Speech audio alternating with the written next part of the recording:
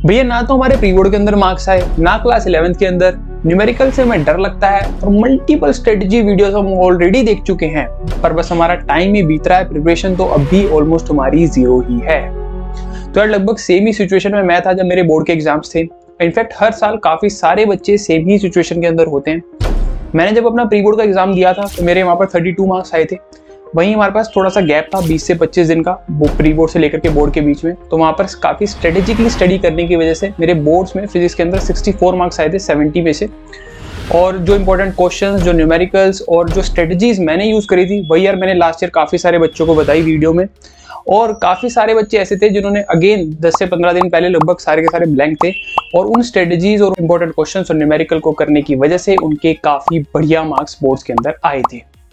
तो यार इससे एक बात तो बिल्कुल क्लियर है कि इस बात से फर्क नहीं पड़ता कि आपके क्लास 11 के अंदर कितने मार्क्स आए थे, आपके प्री बोर्ड्स के अंदर कितने मार्क्स आए थे, या फिर आपकी अभी तक की प्रिपरेशन कितनी है। फर्क इस बात से पड़ता है कि क्या अब आप 10 घंटे रोज पढ़ने के लिए तैयार हैं या फिर नहीं। अगर हाँ तो आपको ये वीडियो लास्ट तक देखना है, क्योंकि इस वीडियो के अंदर I promise you by the end आपके जितने भी डाउट्स हैं वो सभी के सभी क्लियर हो जाएंगे। प्लस साथ ही साथ आपको एक क्लियर रोड मैप मिल जाएगा जिसको फॉलो करके आपके बोर्ड्स के अंदर 100 में से 90+ मार्क्स इजीली आ सकते हैं। Now since your time is very precious these days, तो यार सीधा पॉइंट पर आते हैं। आपके पास लगभग अभी 14 दिन का टाइम बाकी है, क्योंकि 17 को आपका फर्स्ट एग्जाम है फिजिकल एजुकेशन का। अब यार आपको रोज 10 घंटे की स्टडी करनी है, जिसमें से 4 घंटे आप फिजिक्स को दे रहे होगे, 3 घंटे मैथमेटिक्स को और 3 ही घंटे केमिस्ट्री को। अब यहाँ पर फिजिक्स को 1 घंटा एक्स्ट्रा इसलिए देना है क्योंकि फिजिक्स के अंदर हमारे पास सिर्फ 3 ही दिन की छुट्टी है। वहीं हमारे पास केमिस्ट्री में 5 दिन का समय होगा और मैथ्स के अंदर तो हमारे पास 8 दिन का समय रहेगा। ठीक है जी। तो अब बात कर लेते हैं यार उस 4 घंटे के अंदर हमें क्या क्या करना है। तो सबसे पहले यार हमें उन 4 घंटों को 4 पार्ट्स में बाइफरकेट कर देना है। सबसे पहले घंटे के अंदर हम क्या करेंगे, हमें उस पहले घंटे के अंदर 1 शॉट वीडियोस देखनी है। कौन सी देखनी है, कहां से देखनी है, वो मैं अभी बता रहा हूँ, उसका वेट करो। बट फर्स्ट आवर के अंदर हम अपनी एक 1 शॉट वीडियो देख रहे होंगे। सेकंड वाले घंटे के अंदर हमें क्या करना है, जो भी इंपॉर्टेंट टॉपिक्स मैं आपको भी हर चैप्टर के बताने वाला हूं, उन इंपॉर्टेंट टॉपिक्स को आपको लिख कर प्रैक्टिस करना है। एक बात का ध्यान रखना है, जितना ज्यादा आप लिखोगे यहाँ पर उतने ज्यादा नंबर वहां पर बोर्ड में आपके आ रहे होंगे। थर्ड यार हमारे को 45 मिनट्स का एक स्लॉट बनाना है, जिसके अंदर हर चैप्टर की जो मैं इंपॉर्टेंट डेरिवेशन आपको बताने वाला हूं उसकी भी हमें लिख करके प्रैक्टिस करनी है। और लास्ट 1 आवर 15 मिनट्स के अंदर हमें अपने डर का सामना करना है, दैट इज हमें अपने न्यूमेरिकल्स की प्रैक्टिस करनी है। एनसीईआरटी के सभी न्यूमेरिकल्स आपको नहीं करने हैं। अभी आपको बता दूंगा बैक एक्सरसाइज के कौन से मोस्ट इंपॉर्टेंट क्वेश्चंस हैं जो आपको लगाने हैं, और एग्जांपल से भी सिमिलरली आपको बता दिए जाएंगे यार कौन से क्वेश्चंस आपको करने हैं। तो जितने क्वेश्चंस बोलूंगा यार उतने कर लेना, बट यार उतनों को छोड़कर नहीं जाना है, क्योंकि आपको एक चीज समझनी पड़ेगी कि सीबीएसई बोर्ड जो है लास्ट 2-3 साल के अंदर फिजिक्स के जो पेपर है उसको काफी ज्यादा कंसेप्चुअली हाई बना रहा है। वहां पर काफी ज्यादा न्यूमेरिकल का वेटेज भी बढ़ गया है। तो ऐसा मत करना है कि आप न्यूमेरिकल का जो पोर्शन है उसे छोड़ के चले गए, क्योंकि आपको बहुत ज्यादा रिग्रेट होगा, क्योंकि न्यूमेरिकल्स का जो पोर्शन है वो काफी ज्यादा नंबर्स में पूछा जा रहा है। ठीक है जी। तो अब बात करते हैं 1 शॉट कहां से देखना है आपको। तो यहाँ पर आपको 3 नोटबुक सबसे पहले बना लेनी है। उसके अंदर फर्स्ट नोटबुक के अंदर आपको 1 शॉट वीडियो करनी है। 1 शॉट कहां से देखना है आपको, 1 शॉट आपको हमने यहाँ पर सारे के सारे जो चैप्टर्स हैं उनके 1 शॉट हमने यहाँ पर अपलोड कर दिए हैं। लगभग 10 घंटे के अंदर हमने पूरी की पूरी फिजिक्स को न्यू एनसीईआरटी सिलेबस के अकॉर्डिंग आपको यहाँ पर पढ़ाया है। उन 10 घंटों को आप जाकर के देख सकते हो। उन 1 शॉट के अंदर आपको एक चैप्टर को 45 से 50 मिनट के अंदर हमने कंप्लीट कराया। कुछ चैप्टर तो यार आधे घंटे 20-20 मिनट में भी कंप्लीट हो रहे हैं, और उसके अंदर यार सभी कुछ कवर कराया, कुछ भी छोड़ा नहीं है। तो उनको जाकर के आप देख सकते हो। अगर आपको लगता है यार कहीं और से आपको बेटर समझ आता है तो प्लीज यार वहां से देख लो, कोई भी रिस्ट्रिक्शन नहीं है। बस इस चीज का ध्यान रखना है कि 1 घंटे के अंदर अब हमें अपने एक चैप्टर को कंप्लीट करना ही होगा। ठीक है जी। दूसरी बात ये, जब भी हम 1 शॉट वीडियो देख रहे होंगे तो यार हमें खाली नहीं बैठना, हमें वहां पर उसके जो इंपॉर्टेंट टॉपिक्स हो या फिर कुछ की पॉइंट्स हो वहां पर हमें उसके साथ साथ लिखते रहना है। जितना ज्यादा यार हमारे हाथ को याद होगा उतना बढ़िया रहेगा, और अपने ही जब लिखे हुए नोट्स की आप जब रीड करोगे ना तो उसकी बात आपको अलग ही नजर आएगी। ठीक है जी। उसी फर्स्ट वाली नोटबुक के अंदर आपको क्या करना है, सबसे पहले आपने 1 शॉट के नोट्स बना लिए। उसके बाद जो इंपॉर्टेंट टॉपिक्स मैं बताऊंगा उनको यार आपको अच्छे से लिखना है, उनकी आपको प्रैक्टिस बहुत बढ़िया तरीके से करनी है। उसी नोटबुक के अंदर आप उनको लिखना है। फिर जो दूसरी नोटबुक आप बनाओगे उस नोटबुक के अंदर आपको डेरिवेशंस की प्रैक्टिस करनी है। हमने क्या किया है, हमने एक पीडीएफ आपकी पूरी बना दी है जिसके अंदर आपकी सभी के सभी चैप्टर्स की सारी डेरिवेशंस हैंड रिटन आपको दे दी है। इसके स्टार्टिंग में आपको इंडेक्स मिल जाएगा। इंडेक्स के अंदर ये भी बता दिया है कि एक पर्टिकुलर डेरिवेशन जो है वो कितनी बार आपकी बोर्ड में पूछी गई है। ये आपको लास्ट के 3 दिन में काम आएगा। एक तो आप चेक कर सकते हो यार आपकी कोई डेरिवेशन छूटी तो नहीं है, जो भी आप करते जाओ उसके ऊपर टिक लगा लो। उसकी प्रैक्टिस 2 से 3 बार आपको करनी है। प्लस आपको ये भी आइडिया लग जाएगा कौन सी डेरिवेशन कितनी ज्यादा इंपॉर्टेंट है। ठीक है जी। तो इस पीडीएफ के अंदर आपको सारी की सारी डेरिवेशंस मिल जाएंगी, इसको डाउनलोड कर लेना। बट एक चीज का आपको ध्यान रखना है, आपको लिख करके ही डेरिवेशंस की प्रैक्टिस करनी है, इसको रीड करके मत चले जाना, फिर वहां पर जाके आपसे क्वेश्चन वहां पर नहीं होने वाला, ठीक है जी। थर्ड जो हमारी नोटबुक बनेगी वो बनेगी न्यूमेरिकल्स की, जहां पर आपको 1 घंटा 15 मिनट जो मैंने आपको कहा कि आपको न्यूमेरिकल्स की प्रैक्टिस करनी है। तो यार इसके भी हम आपको पीडीएफ दे देंगे, जिसके अंदर आपके एनसीईआरटी के जो मोस्ट इंपॉर्टेंट एग्जांपल्स हैं प्लस एनसीईआरटी के बैक एक्सरसाइज के जो मोस्ट इंपॉर्टेंट क्वेश्चंस हैं वो आपको इस पीडीएफ के अंदर मिल रहे होंगे। बहुत ही यार लिमिटेड सेट ऑफ क्वेश्चंस दूंगा, बट प्लीज यार एटलीस्ट उन क्वेश्चंस को आपको अच्छे से करके जाना है। उन क्वेश्चंस को कर लोगे, आपका पूरा जो चैप्टर है वो लगभग रिवाइज हो जाएगा, प्लस आपका जो मोस्ट इंपॉर्टेंट पार्ट है वो आपका बढ़िया तरीके से रिवाइज हो जाएगा। तो यार ये 3 नोटबुक आपको बनानी है, इस तरह से यार आपको लिख करके सब कुछ काम करना है। इसके बाद भी अगर आप 4 घंटे से ज्यादा देते हैं और आपके पास वहां पर थोड़ा बहुत टाइम बच जाता है, तो वहां पर आपको क्या करना है, आपको उन पर्टिकुलर चैप्टर्स के जो PYQs हैं उनको आप कर सकते हो।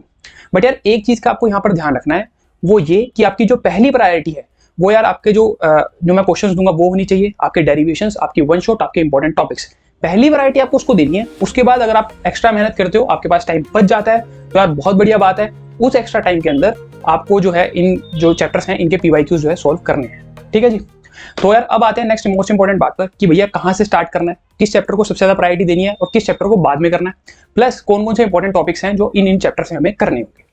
तो यार सबसे पहले बात कर लेते हैं प्रायोरिटी टेबल की। तो यहाँ पर आप देख सकते हो हमने यहाँ पर आपको सभी के सभी चैप्टर्स को प्रायोरिटी ऑर्डर में लगा के दे दिया है। तो यहाँ पर सबसे पहले आपको मॉडर्न फिजिक्स वाले चैप्टर्स को जो है कंप्लीट करना है। चैप्टर 11, 12 और 13 dual nature of radiation and matter, atoms और न्यूक्लियर, इन 3 चैप्टर्स को आपको सबसे पहले कंप्लीट करना है। उसके बाद आपको करना है सेमीकंडक्टर, और देन फिर आपकी जो है ऑप्टिक्स वाली यूनिट आ जाती है, रे ऑप्टिक्स है, वेव ऑप्टिक्स है। उसके बाद आप करोगे EM वेव्स, फिर हमें यूनिट 1 से स्टार्ट हो जाना है, जहां पर हम सबसे पहले करंट इलेक्ट्रिसिटी को कर रहे होंगे, उसके बाद इलेक्ट्रिक चार्ज एंड फील्ड को, देन हमारा इलेक्ट्रोस्टैटिक पोटेंशियल वाला आ जाता है। उसके बाद जो हमारी लास्ट में आती है सेकंड यूनिट, जिसमें कि आपका मैग्नेटिज्म वाला पार्ट है और EMI AC वाला पार्ट है।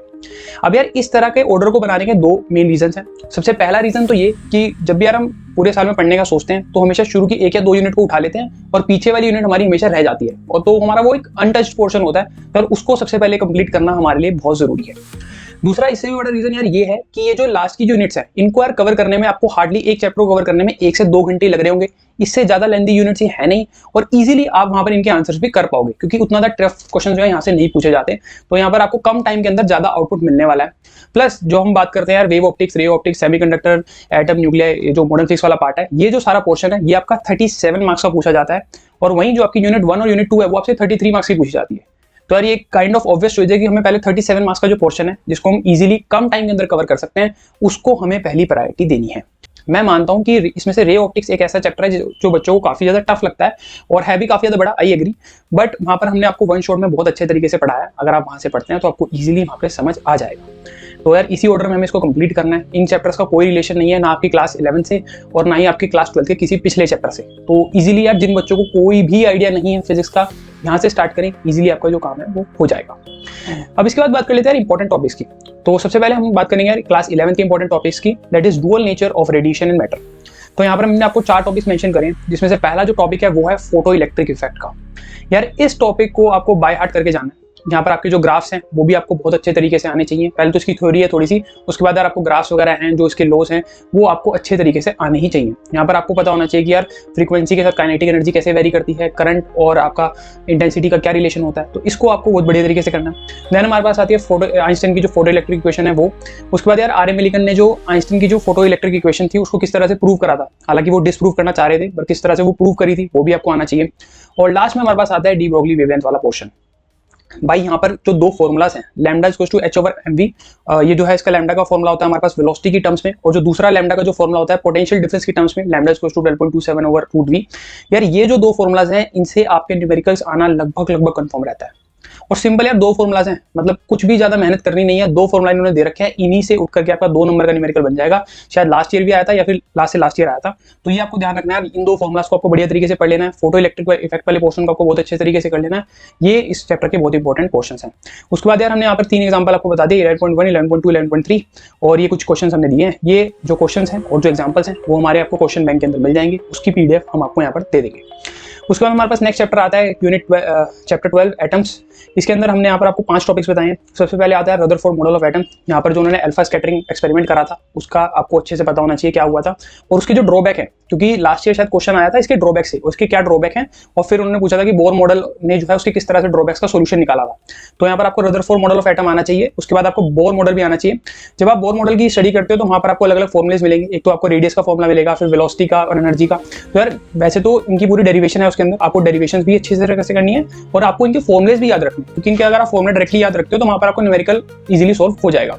बाकी जहां पर भी हमने आपको यहाँ पर डी मेंशन किया, डी का मतलब है डेरिवेशन। जिस भी चैप्टर के अंदर, जिस भी टॉपिक के अंदर हमने यहाँ पर डी लिख रखा है, इसका मतलब उसकी जो डेरिवेशन है वो बहुत इंपॉर्टेंट है। हालांकि ये जो डेरिवेशन है ये हमने अलग से भी आपको पूरी की पूरी पीडीएफ के अंदर दे दी है, पर आप यहाँ पर भी देख के चल सकते हो। उसके बाद एक हमारे पास सेकंड टॉपिक था डिस्टेंस ऑफ क्लोजेस्ट अप्रोच। इसका यार आपको न्यूमेरिकल काफी बार पूछा जाता है, बहुत ही सिंपल सा न्यूमेरिकल आता है, मतलब हार्डली 2 से 3 लाइनों का वो है कॉन्सेप्ट है, आप इजीली इसको समझ सकते हो। देन हमारे पास आता है line spectrum of hydrogen atom. इसके अंदर हम अलग अलग लाइंस के बारे में पढ़ते हैं, लाइमन, बामर, पार्शन, यार ये हमें थोड़ा सा पता होना चाहिए। देन यार यहाँ पे जो लिमिटेशंस हैं बोर के हाइड्रोजन एटॉमिक मॉडल की, वो भी आप यहाँ पर आपको स्टडी करनी है। तो यार ज्यादा टफ है नहीं, सबसे पहले आपको रदरफोर्ड मॉडल की स्टडी करनी है, उसकी लिमिटेशंस आएंगी, फिर उसके बाद बोर मॉडल, उसकी लिमिटेशंस आएंगी, और बीच में 2 चीजें और हैं, एक तो line spectrum of hydrogen atom और उसके अलावा डिस्टेंस ऑफ क्लोजेस्ट अप्रोच। यार बोर मॉडल की स्टडी अच्छे से कर लेना, क्योंकि इसके जो रेडियस, वेलोसिटी और एनर्जी के फॉर्मुलास हैं यहाँ से न्यूमेरिकल भी बन जाते हैं। बाकी नीचे हमने यहाँ पर क्वेश्चन मेंशन कर रखे हैं, एग्जांपल का एक क्वेश्चन करना है, बाकी 4-5 क्वेश्चन जो है हमने आपके एनसीईआरटी के बैक एक्सरसाइज करने हैं। ये जितने भी क्वेश्चंस हैं ये एनसीईआरटी नए वाले के हिसाब से हैं, पुरानी वाली एनसीईआरटी के हिसाब से नहीं है, न्यू एनसीईआरटी पैटर्न के हिसाब से हमने आपको यहाँ पर क्वेश्चन दे रखे हैं। देन हमारे पास नेक्स्ट चैप्टर आता है न्यूक्लियाई का। न्यूक्लियाई के अंदर सबसे पहले यार हमारे को साइज ऑफ न्यूक्लियस, इसका 2-4 लाइनों का जो डेरिवेशन है, डेरिवेशन भी नहीं है वो सिंपल थ्योरी सी है, उसको देखना है। उसके बाद आता है हमारे पास आइंस्टाइन मास एनर्जी इक्विवेलेंस, इसको देखना है आपको। देन नेक्स्ट आता है हमारे पास मास डिफेक्ट। मास डिफेक्ट की यार आपको डेरिवेशन करनी है। ये जो चैप्टर्स है इनमें डेरिवेशन ज्यादा है ही नहीं, और मतलब है भी तो मुश्किल से 3 या 4 लाइन की डेरिवेशन है। हाँ वहाँ पर बोर मॉडल वाली थोड़ी सी लंबी चल जाती है, और हाइड्रोजन का जो लाइन स्पेक्टर है वो थोड़ी सा लंबा है, पर बाकी ये जो डेरिवेशन है, मास डिफेक्ट हो गया, बाइंडिंग एनर्जी कर्व हो गया, ये कर्व का यार आपको पता होना चाहिए। बाइंडिंग एनर्जी का जो कर्व है इसको आपको बढ़िया तरीके से करना है, इसकी जो डेरिवेशन है, इसके जो कंक्लूजन भी है वो भी आपको पता होने चाहिए। देन हमारे पास आता है न्यूक्लियर फोर्स। न्यूक्लियर फोर्स का जो क्वेश्चन है वो लास्ट ईयर पूछा गया था, तो इसका न्यूमेरिकल अच्छे से आपको करके जाना है, मतलब न्यूमेरिकल की तो चलो प्रैक्टिस हो जाएगी, आपको पता होना चाहिए किस तरह से क्या निकालते हैं, तो इसका थोड़ा सा आपको ध्यान रखना है। देन नेक्स्ट हमारे पास आ जाता है रेडियो एक्टिविटी वाला पार्ट, जिसके अंदर फ्यूजन और फ्यूजन पढ़ रहे होते हैं। इसका आपको बेसिक पता होना चाहिए, और दोनों की जो इक्वेशंस हैं उसका आपके नॉलेज होनी चाहिए। दोनों की इक्वेशन हमने अपने नोट्स पे भी अपलोड कर रखी है, अगर आप वन शॉट देखते हैं तो वहां से भी देख सकते हैं, बाकी अगर आप कहीं और से कर रहे हैं तो वहां से भी आप कर सकते हैं। और यार ऊपर के जो तीनों के तीनों चैप्टर्स हैं वो हमने लगभग 20 से 25 मिनट में तीनों चैप्टर के वन शॉट हमने करा रखे हैं, वहां से अगर आप देखना चाहो तो इजीली देख सकते हो। फिर उसके बाद हमारे पास आता है सेमीकंडक्टर। यार ये मेरे को ऐसा चैप्टर लगता है कि जो बच्चे को कभी भी छोड़कर नहीं जाना चाहिए। 1 से 1.5 घंटे के अंदर आपका पूरा चैप्टर रेडी होता है और 7 नंबर आपको मिल जाते हैं। ये एक ऐसा चैप्टर है जो बहुत ज्यादा वेटेज कैरी करता है और बहुत ज्यादा छोटा सा चैप्टर है, पर इस चैप्टर को तो बहुत ही अच्छे से आपको वहां पर करके जाना है। सबसे पहले इसके अंदर आपको पढ़ना है distinguish between conductor, insulator and semiconductor on the basis of energy band diagram. Energy band diagram के बीच में जो तीनों के बीच में डिफरेंस बताया गया था, वहां पर आपने अगर आप पढ़ाओ तो जैसे कि कंडक्टर के बीच में डिफरेंस सबसे ज्यादा कम होता है, फिर उसके बाद सेमीकंडक्टर आता है, इंसुलेटर में जो डिफरेंस है वो सबसे ज्यादा होता है कंडक्शन बैंड और वैलेंस बैंड के अंदर, ये आपको वहां पर स्टडी करनी है। देन हमारे पास आता है इंट्रिंसिक सेमीकंडक्टर और एक्सट्रिंसिक सेमीकंडक्टर। एक्सट्रिंसिक के अंदर फिर हमारे 2 पार्ट्स आ जाते हैं, एक पी टाइप और एन टाइप, इन दोनों की भी आपको अच्छे से स्टडी करनी है। देन उसके बाद formation of PN junction diode, फिर फॉर्मेशन के अंदर ही हम बायसिंग कर देते हैं, एक बार हम फॉरवर्ड बायस करते हैं, फिर हम रिवर्स बायस करते हैं, फिर इसका जो कैरेक्टरिस्टिक कर्व बनता है उसकी भी हमें बढ़िया तरीके से नॉलेज होनी चाहिए। जहां पर हम जीनर वोल्टेज वगैरह पढ़ते हैं उसका भी आपको पता होना चाहिए, नी वोल्टेज, जीनो वोल्टेज वगैरह पढ़ते हैं उसका अच्छे से पता होना चाहिए। देन हमारे पास लास्ट में आ जाता है रेक्टिफायर। यार रेक्टिफायर इस चैप्टर का बहुत इंपॉर्टेंट पोर्शन है, हाफ वेव रेक्टिफायर भी और फुल वेव रेक्टिफायर भी। ये काफी बार बोर्ड में जो है पूछा गया है, लास्ट ईयर भी शायद केस बेस के अंदर उन्होंने इसका क्वेश्चन दे दिया था। सेमीकंडक्टर वो 1 से 2 बार केस बेस के अंदर दे चुके हैं, तो यार इसका थोड़ा सा ध्यान रखना। ये चैप्टर बहुत ईजी है, इसके बस 4-5 टॉपिक्स हैं और आधा घंटा आपको पूरी थ्योरी को कवर करने में लगेगा, इससे ज्यादा टाइम आपको लगेगा नहीं। इजिली आप इसको करके आपको यहाँ पर +7 मार्क्स आपके बोर्ड में आ रहे होंगे। 3 क्वेश्चन यार इसके इंपॉर्टेंट है, 14.2, 14.3, 14.4। बस ये आपकी जो यहाँ पर जो टॉपिक्स मैंने बताया ये बहुत ज्यादा इंपॉर्टेंट है यार, इनकी थ्योरी आप अच्छे से कर लेते हो। थ्योरेटिकल चैप्टर है, कोई न्यूमेरिकल है ही नहीं यहाँ पर, बहुत ही सिंपल सॉर्टेड सीन है इसका, इजीली आपके मार्क्स यहाँ पर आ रहे होंगे।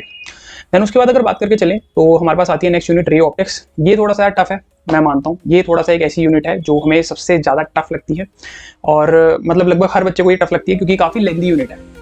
पर इस यूनिट की एक खास बात है, वो ये कि यहाँ से अगर आप डेरिवेशंस करके चले जाते हो तो आपके इस यूनिट के अंदर काफी ठीक ठाक नंबर आ जाते हैं। इसकी डेरिवेशंस यार 1-2 पेज की होंगी, पर आप उनको 2-2 बार लिख के देख लो, आपको वो डेरिवेशन एक बार समझ आने लगी तो इजीली आप इसकी डेरिवेशन आपको याद हो जाएगी और इनकी डेरिवेशन से ही आपके बढ़िया नंबर बन जाएंगे। ठीक है जी। और इसके अंदर बाकी कुछ इजी टॉपिक्स भी है, जैसे कि टोटल इंटरनल रिफ्लेक्शन, और इसके अंदर कुछ इजी टॉपिक्स भी हैं जैसे कि टोटल इंटरनल रिफ्लेक्शन। ये काफी ज्यादा इजी टॉपिक है और इसके जो एप्लीकेशंस हैं इससे सवाल आ जाता है। लास्ट ईयर शायद आया था 5 नंबर में एक क्वेश्चन आया था, उसमें 1 या 2 नंबर में पूछ लिया था, नहीं तो अगर 5 नंबर में नहीं देते तो 1 या 2 नंबर में ये क्वेश्चन जनरली यहाँ से बन जाता है। अब यार ये ध्यान रखना, रे ऑप्टिक्स या फिर वेव ऑप्टिक्स दोनों में से किसी एक चैप्टर में से आपका 5 नंबर का एक सवाल बनने ही वाला है, कंफर्म है यार ये बात। तो ये बात का यार आपको ध्यान रखना है कि इन चैप्टर्स को छोड़ना आपको काफी ज्यादा कॉस्टली पड़ सकता है, आपका 5 नंबर का जो क्वेश्चन है वो छूट जाएगा। ठीक है जी। देन हमारे पास नेक्स्ट टॉपिक आता है रिफ्रैक्शन एट स्फेरिकल सरफेस। इन सबकी यार मैंने यहाँ पर मेंशन कर रखा है डेरिवेशन, आपको डेरिवेशन इनकी बहुत बड़े तरीके से करके जानी है, वो इजीली आप कर लोगे, 2 से 3 बार आपको प्रैक्टिस करनी है, आपका जो क्वेश्चन है वहाँ पर पेपर में बन जाएगा। तो सबसे पहले आती है हमारे पास refraction at spherical surface, then हमारे पास आता है लेंस मेकर फॉर्मूला, देन उसके बाद combination of thin lens, refraction through prism, simple and compound microscope, telescope, advantages of reflecting type telescope और रिफ्रैक्टिंग टाइप टेलीस्कोप। तो यार ये सभी के सभी टॉपिक्स, ये लाइन वाइज नहीं यार, हमने भी नोट्स में इसको लाइन वाइज ही करा रखा है, तो आपको ये सभी के सभी टॉपिक्स को करके जाना है। ये इस चैप्टर के अंदर लगभग आपको 5 या 4 डेरिवेशन है, इनको अच्छे से कर लेना है। जब हम बात करेंगे कॉम्बिनेशन ऑफ थिन लेंसेज की, इसके अंदर आपको पावर कैसे, पावर का जो फॉर्मुला निकल के आएगा, क्या निकल के आएगा, फिर फोकल लेंथ जो उसकी टोटल रिजल्टेंट निकल के आएगी, उन सबके फॉर्मुलाज आपको थोड़े से ध्यान रखने हैं। ठीक है। बाकी यार इनमें से जो सिंपल और कंपाउंड माइक्रोस्कोप वाला पोर्शन है, इसमें से कंपाउंड माइक्रोस्कोप थोड़ा ज्यादा इंपॉर्टेंट है, क्योंकि उसमें डबल हम लेंसेज का यूज करते हैं, तो वहां से ज्यादा क्वेश्चन आने के चांसेस रहते हैं। इसके जो एक्सरसाइज वाले क्वेश्चन हैं उसमें 9.3 सॉरी, इसके जो एग्जांपल्स वाले क्वेश्चन हैं उनमें 9.3, 9.4, 9.6, 9.7, 9.8 ये आपको 4 एग्जांपल्स करने हैं। बाकी यार ये काफी सारे क्वेश्चन हमने दे दिए हैं, मतलब उसमें तो काफी सारे थे एनसीईआरटी के, हमने काफी रिड्यूस करके यहाँ पर आपको दे दिए हैं। इन क्वेश्चंस की आपको प्रैक्टिस करनी है, ये आपको क्वेश्चन बैंक में मिल जाएंगे। नेक्स्ट हमारे पास चैप्टर आता है वेव ऑप्टिक्स। यार ये एक बहुत हैवी चैप्टर हुआ करता था जब तक आपका सिलेबस रिड्यूस नहीं हुआ था, बट अब ये बहुत ज्यादा सिंपल सा चैप्टर हो गया है। यहाँ पर मतलब लगभग आप जितना पोर्शन यहाँ से बचा है उससे लगभग हर पोर्शन से सवाल आ ही जाता है। सबसे पहले आप इसके अंदर पढ़ते हैं हाइगन्स प्रिंसिपल, देन उसके बाद आता है आपका वेव थ्योरी के बेसिस पर आप पहले लॉ ऑफ रिफ्लेक्शन और फिर स्नेल्स लॉ को प्रूव करते हैं। इसकी जो डेरिवेशन है ये थोड़ी सी इंपॉर्टेंट है, हार्डली 1 पेज की डेरिवेशन है, इजीली आपको हो जाएगी, और इस चैप्टर में अब एक ही डेरिवेशन बची है, इसके अलावा आपको कोई और डेरिवेशन इस चैप्टर में करने की नीड नहीं है।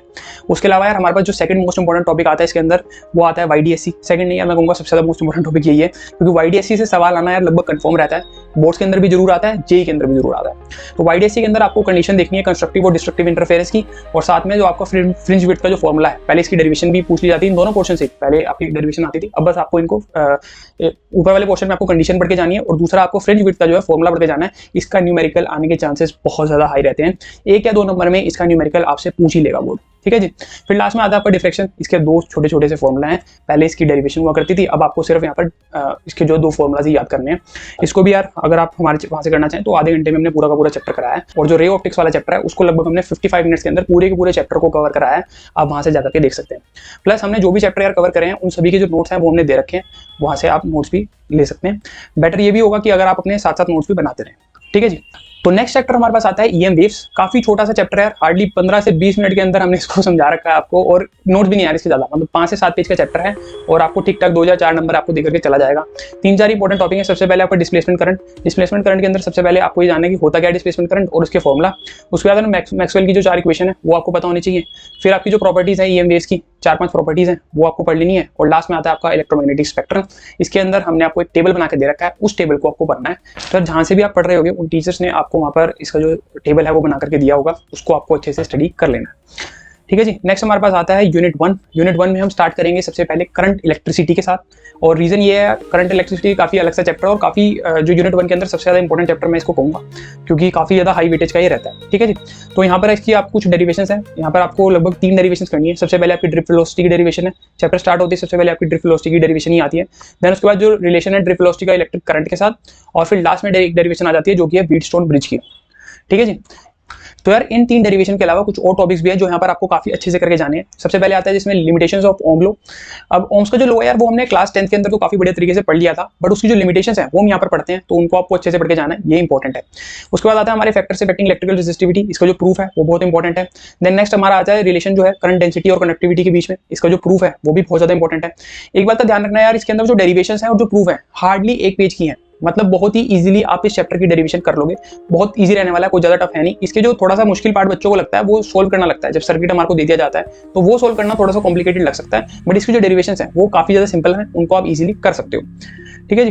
तो इसका रिलेशन आपको करना है। Then temperature dependency of resistivity, यहाँ पर आपको 3 ग्राफ मिलेंगे। टेम्परेचर किस तरह से वेरी करता है रेजिस्टिविटी के रिस्पेक्ट में, जब कंडक्टर होता है, जब सेमीकंडक्टर होता है, तो उनके जो अलग अलग ग्राफ्स हैं वो आपको अच्छे से आने चाहिए। इसका क्वेश्चन यार आ जाता है। ठीक है जी। जो टेम्परेचर का रिलेशन है रेजिस्टिविटी के साथ में, इनके जो ग्राफ्स हैं ये आपको बढ़िया तरीके से करके जाने हैं, इसका क्वेश्चन काफी बार आ जाता है। तो नेक्स्ट हमारे पास आता है किरचॉफ्स लॉ। किरचॉफ्स के दोनों लॉ आपको पता होने चाहिए, इससे जनरली आपको प्रॉब्लम सॉल्विंग ज्यादा आती है, इससे जो न्यूमेरिकल्स हैं वो ज्यादा पूछे जाते हैं। और फिर लास्ट में व्हीटस्टोन ब्रिज, इसका यार लास्ट ईयर क्वेश्चन आया था, 5 नंबर में ही पूछ लिया गया था। पहले इसका डेरिवेशन था जो प्रूव करना था, फिर उसके बाद इससे एक आधा क्वेश्चन भी पूछ लिया गया था। तो व्हीटस्टोन ब्रिज वाले पोर्शन को भी आपको काफी बढ़िया तरीके से करके जाना है। इसके अंदर आपको एग्जांपल्स की प्रैक्टिस करनी है, वो हमने बता दिया 3.1, 3.3, 3.4, 3.5, 3.6 और 3.7, और सिमिलरली हमने एक्सरसाइज के भी क्वेश्चन आपको दे दिए हैं। देन हमारे पास आता है chapter 1 electric charge and field. इसके अंदर यार अब जो शुरू के जो चैप्टर आ रहे हैं यूनिट 1 और यूनिट 2, ये दोनों ऐसी यूनिट्स हैं जिसमें से मैक्सिमम पोर्शन आपका डेरिवेशन वाला रहने वाला है। इन डेरिवेशंस की यार लिख के प्रैक्टिस करना, क्योंकि इनके बीच में आप कंफ्यूज हो जाओगे, क्योंकि बहुत सारी डेरिवेशन आपको लगातार इन चैप्टर्स में मिलने वाली है और काफी ज्यादा सिमिलर भी हमें लगती है। मतलब जब हम इलेक्ट्रिक चार्जेस पढ़ते हैं, फिर जब हम मैग्नेटिज्म पढ़ते हैं, हमें लगता है लगभग सेम ही थी और फिर हम कंफ्यूज हो जाते हैं। तो यार इनकी डेरिवेशंस की प्रैक्टिस आपको काफी बढ़िया तरीके से लिख करके करनी है। तो यार यूनिट 1 के अंदर जब हम बात करते हैं, हमारे को सबसे पहले पढ़नी है properties of charge, Coulomb's law, electric field, flux, displacement. इन सभी की डेफिनेशंस और फॉर्मूला के बारे में आपको पता होना चाहिए। छोटी छोटी डेफिनेशंस यार इनकी 2-2 लाइन की, ये आपको पता होनी चाहिए।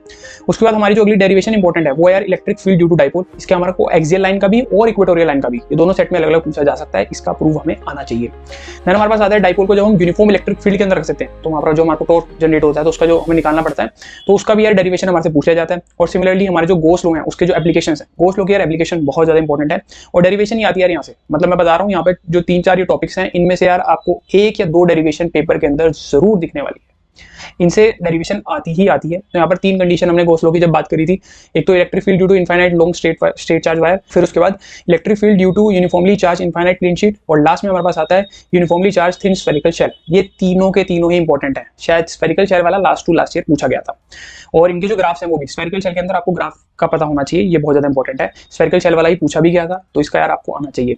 गॉस लॉ के इन 3 एप्लीकेशन के डेरिवेशंस अच्छे से करके जाने हैं यार, मैं फिर बार बार बोल रहा हूँ, ये बहुत ज्यादा इंपॉर्टेंट है। और मैं आपको बता दूं कि यूनिट 1 और यूनिट 2 में से, यानी जो इलेक्ट्रोस्टैटिक्स वाली यूनिट है, इलेक्ट्रोस्टैटिक प्लस इलेक्ट्रिक करंट, इनमें से एक 5 नंबर क्वेश्चन जरूर बनेगा। और सिमिलरली जो मैग्नेटिज्म प्लस ईएमआई वाली यूनिट है, वहां से भी एक 5 नंबर क्वेश्चन बनने वाला है। और 5 नंबर क्वेश्चन में जनरली वो ऐसी डेरिवेशन डायरेक्टली दे देता है। ठीक है जी, तो इन डेरिवेशंस को आपको बढ़िया तरीके से करके जाना है। बाकी इसके क्वेश्चन सिमिलरली हमने यहाँ पे नीचे मेंशन कर रखे हैं, एग्जांपल भी मेंशन कर रखे हैं, और जो एनसीईआरटी के बैक एक्सरसाइज के क्वेश्चन कर रहे हैं वो भी हमने यहाँ पर मेंशन कर रखे हैं। उसके बाद आती है हमारी यहाँ पर unit 2 electrostatic potential and capacitance. इस यूनिट के अंदर आपको potential due to electric dipole और इक्विपोटेंशियल सरफेस वर्क डन 0 होता है, तो ये सब चीजें हमें पता होनी चाहिए। उसके बाद हमारे पास आता है potential energy of system of 2 charge. एक तो हमारे पास जब इलेक्ट्रिक फील्ड नहीं होती, और फिर इलेक्ट्रिक फील्ड के अंदर। उसके बाद ये जो 3 डेरिवेशंस हैं, अगेन ये बहुत ज्यादा इंपॉर्टेंट है। एक तो potential energy of system in uniform electric field, उसके बाद हमारी पैरेलल प्लेट्स कैपेसिटर की आ जाती है। ये हमारा कैपेसिटर वाला पोर्शन है नीचे, कैपेसिटर वाला पोर्शन भी बहुत इंपॉर्टेंट है। ये बच्चे को थोड़ा सा समझ नहीं आता, बट अगर आप हमारे नोट से देखोगे और आप वन शॉट देखोगे या फिर कहीं से भी देखोगे, थोड़ा सा समझने की कोशिश करोगे, आ जाएगा। डेरिवेशन यार लिख के प्रैक्टिस करोगे, वो हो जाएगी। न्यूमेरिकल मैं मानता हूं कि चलो ठीक है, तुम्हें समझ नहीं आ रहा, तुम्हारे को प्रॉब्लम हो रही है, पर डेरिवेशन तो यार किसी चीज की आपको छोड़नी ही नहीं है, क्योंकि डेरिवेशन तो लिख के जब आप प्रैक्टिस करोगे वो हो जाएगी। ठीक है जी। उसके बाद आता है हमारे पास कॉम्बिनेशन ऑफ कैपेसिटर, उसके बाद आएगा एनर्जी स्टोर्ड इन कैपेसिटर। ये इनकी जो डेरिवेशन है आपको अच्छे से कर लेनी है। ये एनर्जी स्टोर वाला पोर्शन यार काफी ज्यादा इंपॉर्टेंट है, इसको एनर्जी डेंसिटी के नाम से भी शायद आप जानते होंगे। इसके जो क्वेश्चंस हैं अगेन हमने मेंशन कर रखे हैं, जो ऊपर वाले हैं ये एग्जांपल्स हैं 2.2 से लेकर 2.10 तक, और फिर बाकी जो क्वेश्चंस हैं ये सभी क्वेश्चंस आपको क्वेश्चन बैंक में मिल ही जाए। अब आते हैं यूनिट 2 के ऊपर। सबसे पहले है उसमें हमारा मूविंग चार्जेस एंड मैग्नेटिज्म। इसमें भी अगेन मैं बता रहा हूँ चैप्टर फुल ऑफ डेरिवेशन। मैंने इसकी चैप्टर की हेडिंग के अंदर ही यार डेरिवेशन डाल दिया है, क्योंकि बहुत सारे डेरिवेशन यहाँ से आपको मिलने वाले हैं। और यार इन्हीं डेरिवेशन के जो रिजल्ट आते हैं उनसे कभी कभार क्वेश्चन भी बन जाता है, जो आपके फॉर्मुलाज आप डिराइव करते हो उससे काफी बार क्वेश्चन भी बन जाता है। सबसे पहले यहाँ पर हमारे पास आता है बायो-सावर्ट लॉ, और इसकी जो एप्लीकेशन है वो आपको आनी चाहिए। और magnetic field on the axis of circular current loop, ये हम सबसे पहले पढ़ते हैं। जो हमारी सर्कुलर करंट लूप है, बेसिकली जो हमारी रिंग होती है उसके एक्सिस पर हमारी जो मैग्नेटिक फील्ड हमें निकालनी होती है, बायो-सावर्ट लॉ के थ्रू हम निकालते हैं, तो ये हमें पता होना चाहिए। उसके बाद यार मोशन इन मैग्नेटिक फील्ड, जब आपकी वेलोसिटी जो है परपेंडिकुलर होगी मैग्नेटिक फील्ड के, और एक बार जब कोई एंगल होगा वेलोसिटी का हमारी मैग्नेटिक फील्ड के साथ, ये में आना चाहिए। देन हमारा आता है ampere circuital law. Ampere circuital law हम यहाँ पे पढ़ते हैं, फिर इसको modified ampere circuital law EM base में पढ़ते हैं, जो कि मैक्सवेल ने बताया था। इसका थोड़ा सा ध्यान रखना। और एम्पियर सर्किटल लॉ की हमारी जो एप्लीकेशन आनी चाहिए, जो कि सबसे इंपॉर्टेंट एप्लीकेशन यहाँ से जो पूछी जाती है वो होती है magnetic field due to solenoid. ये काफी बार पूछा गया है। उसके बाद यार force between 2 infinitely long parallel wires, ये तो क्वेश्चन यार पिछले 2 साल आया। एक बार तो इन्होंने डायरेक्टली दे दिया कि फोर्स निकालो, 5 नंबर में क्वेश्चन था, 3 नंबर का पूछा गया था ये। और एक बार इन्होंने उसकी बेसिकली करंट की वैल्यू दे दी थी और दोनों के बीच में डिस्टेंस देके पूछ लिया था। तो ये क्वेश्चन यार 2 बार आया है, तो इसको ध्यान रखना है, ये बहुत ज्यादा इंपॉर्टेंट क्वेश्चन है। उसके बाद आता है हमारे पास torque on rectangular loop, and then last में आता है हमारे पास मूविंग कॉइल गैल्वेनोमीटर और उसका कन्वर्जन। मूविंग कॉइल गैल्वेनोमीटर का जो कन्वर्जन है वो बहुत ज्यादा इंपॉर्टेंट है। एक बार गैल्वेनोमीटर को हम कन्वर्ट करते हैं एमीटर के अंदर, और दूसरी बार हम गैल्वेनोमीटर को कन्वर्ट कर रहे होते हैं वोल्टमीटर के अंदर। ये दोनों ही क्वेश्चंस बहुत ज्यादा इंपॉर्टेंट है। ये चैप्टर यार पूरा का पूरा ऐसा है जिसके अंदर आपको फुल ऑफ डेरिवेशंस रहेंगे, तो ये बहुत ज्यादा इंपॉर्टेंट आपके लिए रहेगा। और बाकी इसके जो एग्जांपल्स आपको प्रैक्टिस करना है वो हमने अगेन नीचे मेंशन कर दिए हैं, ये आपको क्वेश्चन बैंक के अंदर भी मिल जाएगा। ठीक है जी। तो यार अगले चैप्टर पर आते हैं जिसका नाम है मैग्नेटिज्म एंड मैटर। इसके अंदर यार आपको 2 से 4 टॉपिक्स हैं जो इंपॉर्टेंट है। एक तो यार सबसे ज़्यादा इस चीज़ का ध्यान रखना जो dipole movement in uniform magnetic field है। हम सेम टॉपिक जो है फर्स्ट चैप्टर के अंदर भी पढ़ते हैं, जहाँ पर हम पढ़ते हैं dipole movement in uniform electric field. तो काफी यार बच्चा जो है कंफ्यूज हो जाता है, तो इस चीज का यार आपको ध्यान रखना है। अगेन यहाँ पर भी आपको टॉर्क कैलकुलेट करना पड़ रहा होगा। देन इसके अंदर हमारे पास जो अगला टॉपिक आता है magnetic field due to bar magnet, axial line पर भी और इक्वेटोरियल लाइन पर भी। नेक्स्ट आता है हमारे पास मैग्नेटिज्म एंड मैग्नेटिक इंटेंसिटी। इनके सिर्फ फॉर्मुलाज आपको पढ़ लेने हैं, बहुत ही सिंपल और थ्योरेटिकल सा चैप्टर है, जैसे कि ईएम बेस था सिमिलर यार ये भी चैप्टर है। कुछ भी ज्यादा आपको हाथ पर मारने की जरूरत है नहीं, सिंपल थ्योरी पढ़ लेना, न्यूमेरिकल्स यहाँ से ज्यादा पूछे नहीं जाते हैं। देन हमारे पास आ जाता है classification of dia, para and ferro. जो इसके तीनों के क्लासिफिकेशन है ये इंपॉर्टेंट है, यहाँ से 2 या 3 नंबर का सवाल आपसे पूछा जा सकता है। बाकी इसके जो एग्जांपल्स इंपॉर्टेंट है वो हमने मेंशन कर दिए और सिमिलरली क्वेश्चंस भी मेंशन कर दिए। नेक्स्ट हमारे पास आता है ईएमआई, इलेक्ट्रोमैग्नेटिक इंडक्शन। यार ये ना केवल बोर्ड्स वालों का बट जेई वालों का भी one of the most favourite topic है ये। इससे काफी सारे सवाल अलग अलग टॉपिक से पूछे जाते हैं, लगभग सारे ही टॉपिक इसके अंदर जो कवर कराए जाते हैं वो बहुत इंपॉर्टेंट है। सबसे पहले यहाँ पर हमारे पास आता है फैराडे लॉ, इसके जो एक्सपेरिमेंट्स है और इसके जो लॉज हैं वो आपको पता होने चाहिए। देन हमारे पास आता है लेंज लॉ, फिर हमारे पास मोशन ईएमएफ का क्वेश्चन बन जाता है, एक पेज का टॉपिक है, इजीली आपको समझ आ जाएगा। देन हमारे पास यहाँ पर सेल्फ इंडक्शन आता है और म्यूचुअल इंडक्शन पहले ज्यादा नहीं पूछता था बट लास्ट 2 सालों में दोनों बार इसके सवाल जो है यहाँ से पूछे हैं। एक बार इन्होंने 2 लॉन्ग कोएक्सियल सोलेनॉइड का क्वेश्चन पूछा था और लास्ट ईयर इन्होंने 2 कॉन्सेंट्रिक सर्कुलर कॉइल का भी जो क्वेश्चन है यहाँ पे पूछा था। इसका एग्जांपल आप प्रैक्टिस कर सकते हो, 6.8 है। और सिमिलरली सेल्फ इंडक्शन के अंदर भी जो एनर्जी स्टोर्ड इन इंडक्टर और सोलेनॉइड है, इसका एग्जांपल 6.9। ये दोनों के दोनों जो एग्जांपल्स हैं ये काफी ज्यादा इंपॉर्टेंट है। नेक्स्ट हमारे पास आता है एसी जनरेटर, इसकी प्रिंसिपल वर्किंग और इंड्यूस्ड ईएमएफ। यार एसी जनरेटर हो गया, गैल्वेनोमीटर हो गया, ये ऐसे टॉपिक है जो फ्रीक्वेंटली आस्क्ड टॉपिक्स में से है। मतलब इनके 2 या 3 नंबर में या 4 नंबर में, 4 नंबर में तो खैर केस बेस्ड वाला हो जाता है बट ये काफी बार यार पूछ लिए जाते हैं। ठीक है जी, तो यार इनकी आपको अच्छे से स्टडी करके जानी है। सिमिलरली इसके अंदर जो क्वेश्चंस हैं और एग्जांपल्स हैं वो हमने मेंशन कर दिए हैं क्वेश्चन बैंक के अंदर। देन हमारे पास लास्ट में आ जाता है अल्टरनेटिंग करंट। ये भी यार बहुत ज्यादा इंपॉर्टेंट है और इसका जो एक टॉपिक जो सबसे ज्यादा इंपॉर्टेंट और फेमस है सबको पता होता है वो सीरीज एलसीआर सर्किट। और इसमें आपकी रेजोनेंस वाली कंडीशन जहाँ पे आप ओमेगा एल को 1/ओमेगा सी के इक्वेट करते हैं और ओमेगा की वैल्यू √1/LC आ जाती है। ये बहुत ज्यादा इंपॉर्टेंट है। इसका जो सीरीज एलसीआर सर्किट है ये इसका सबसे ज्यादा इंपॉर्टेंट टॉपिक है। फिर इसी के अंदर ट्रांसफॉर्मर आ जाता है, जैसे मैंने आपको कहा कि एसी जनरेटर, गैल्वेनोमीटर और तीसरा ये ट्रांसफॉर्मर हो गया। ये भी यार काफी ज्यादा इंपॉर्टेंट है। तो इन 2 टॉपिक्स को तो आपको अच्छे से करके जाना है। उसके अलावा एवरेज पावर एसी के अंदर और साथ ही साथ आपकी आरएमएस वैल्यू ऑफ करंट, इनकी दोनों की डेरिवेशंस भी आपको करके जानी है। बट यार सीरीज एलसीआर यहाँ से बिल्कुल मत छोड़ना और सिमिलरली ट्रांसफॉर्मर भी आपको यहाँ से करके जाना है। इसके भी यार जो क्वेश्चंस हैं और एग्जांपल्स हैं वो हमने यहाँ पर मेंशन कर दिए हैं। तो ये हमने बात कर ली यार सभी के सभी चैप्टर की सारे के सारे इंपॉर्टेंट क्वेश्चंस की, साथ ही साथ उनके इंपॉर्टेंट एग्जांपल्स की जो एनसीईआरटी के हैं और साथ ही साथ उनके जो लास्ट के एनसीईआरटी के जो क्वेश्चंस वहाँ पर मेंशन होते हैं उन क्वेश्चंस की भी हमने जो इंपॉर्टेंट क्वेश्चंस की बुकलेट है वो आपको यहाँ पर दे दी है। डेरिवेशन की बुकलेट आपको मिल गई, क्वेश्चन बैंक आपको यहाँ पर मिल गया, थ्योरी के लिए आपको 1 शॉट यहाँ पर आपने आपको दे दिए। लगभग सारा पोर्शन हमने यहाँ पर कवर कर दिया है। अब आप जो यहाँ पर 3 नोटबुक बनाने वाले हो उसका यूज यार आपको बता देता हूँ। जब आप अपना फिजिकल एजुकेशन का पेपर दे करके आओगे आपको अपनी डेरिवेशन वाली नोटबुक उठानी है। सबसे पहले यार उसके अंदर से डेरिवेशन रिवाइज कर लेनी है। जब डेरिवेशन आपकी राइटिंग के अंदर खुद से लिखी होगी तो यार वहां पर आप अच्छे से उसको रिवाइज करोगे, आपको ज्यादा रिटेन रहेगा बजाय कि किसी और की राइटिंग को पढ़ने के।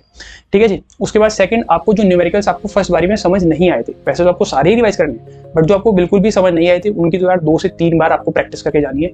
कुछ रे ऑप्टिक्स के हो सकते हैं, 1-2 न्यूमेरिकल समझ ना आए और सिमिलरली जो इन 3-4 चैप्टर्स के यहाँ से भी आपको न्यूमेरिकल हो सकता है। इनकी डेरिवेशन में काफी ज्यादा कंफ्यूजन होती है, उनको भी आपको अच्छे से प्रैक्टिस करके जाना है। शुरू वाले चैप्टर्स जो है जो मैंने आपको बताए थे, मतलब जो आप क्लास से शुरू कर रहे हो मॉडर्न फिजिक्स सेमीकंडक्टर, ये बहुत ईजी पोर्शन है, इसको बहुत अच्छे से करके जाना है। ये यार फ्री के मार्क्स है। मुझे लगता है कि एक रे ऑप्टिक्स को छोड़ के शुरू वाले पोर्शन के अंदर जो आपके 25 से 30 मार्क्स हैं वो बहुत ईजिली टारगेटेबल मार्क्स हैं, उनको आप इजीली टारगेट कर सकते हो। देन फिर जो यूनिट 1 और यूनिट 2 है यहाँ से ज्यादातर डेरिवेशन पूछी जाती है, तो इनकी डेरिवेशंस की प्रैक्टिस भी आपको काफी बढ़िया तरीके से करके जानी है। तो आप आने वाले 3 दिनों में जो आपके पेपर की जो आपको छुट्टियां मिलेंगी उनके अंदर आपको अपनी डेरिवेशंस को रिवाइज करना है, न्यूमेरिकल्स को रिवाइज करना है। उसके बाद यार हमारे को 2 से 3 टेस्ट, 2 तो यार मिनिमम आपको सैंपल पेपर जरूर देने हैं, क्योंकि फिजिक्स का जो पेपर है लास्ट कुछ सालों में आप देख रहे हो काफी ज्यादा लेंथी आ रहा है और टफ भी आ रहा है। तो यार जब आप उसकी प्रैक्टिस करके जाते हो सैंपल पेपर की, तो वहां पर आपको घर में टारगेट करना है कि आप 2.5 घंटे के अंदर ही कैसे पेपर सॉल्व कर सकते हो। साथ ही साथ क्योंकि हम डेरिवेशंस की प्रैक्टिस तो कर लेते हैं बट बोर्ड जो है जनरली क्वेश्चन को ट्वीक करके पूछ लेता है, तो हमें क्वेश्चन ही समझ नहीं आता। मतलब मेरे को आंसर पता है, मेरे को डेरिवेशन करना आता है बट मेरे को क्वेश्चन ही समझ नहीं आया। तो वो आपकी प्रिपरेशन हो रही होगी जब आप सैंपल पेपर्स को सोल्व करोगे। आपको 2 से 3 सैंपल पेपर 2 मिनिमम कर लेना, 2.5 घंटे के अंदर आपको सैंपल पेपर को सोल्व करना है। उससे ज्यादा टाइम आपको अपने आप को नहीं देना है, तभी वहां पर आपका फिजिक्स का जो पेपर है वो 3 घंटे में सोल्व हो रहा होगा। अगर आप इन सभी क्वेश्चंस को, इन सभी न्यूमेरिकल्स को, पीवाईक्यूज को, 1 शॉट्स को अच्छे से लगा लेते हैं तो यार आपके 70 में से 60+ मार्क्स इजीली आ रहे होंगे। आई थिंक आपके जितने भी डाउट्स हैं वो मैंने सभी के सभी क्लियर कर दिए हैं। आई रियली डोंट थिंक कि अब आपको कोई और स्ट्रेटेजी वीडियो देखने की जरूरत है और अपना टाइम वेस्ट आपको नहीं करना चाहिए। आपको इस वक्त 10 से 12 घंटे की स्टडी करनी है यार। एंड बिलीव मी, अगर आप ये करते हैं देन 21 फेब को जब आप फिजिक्स का पेपर देके एग्जामिनेशन हॉल से बाहर आएंगे then you will be proud of yourself, because आपका जो कॉन्फिडेंस है वो काफी ज्यादा बूस्ट होगा कि यार आपने क्या सही टाइम पर मेहनत करी जब सबसे ज्यादा आपको जरूरत थी, और क्या बढ़िया तरीके से मेहनत करी। तो यार जरूर आपको फ्रूटफुल रिजल्ट मिल रहे होंगे। तो यही वो टाइम है यार जहाँ पर आपको अपने आप को प्रूव करना है, खुद को भी, अपने पेरेंट्स को भी, और अगर आपकी कोई बेस्ट फ्रेंड है तो उसको भी। So thank you so much for your precious time. This was Akshit Ahuja signing off.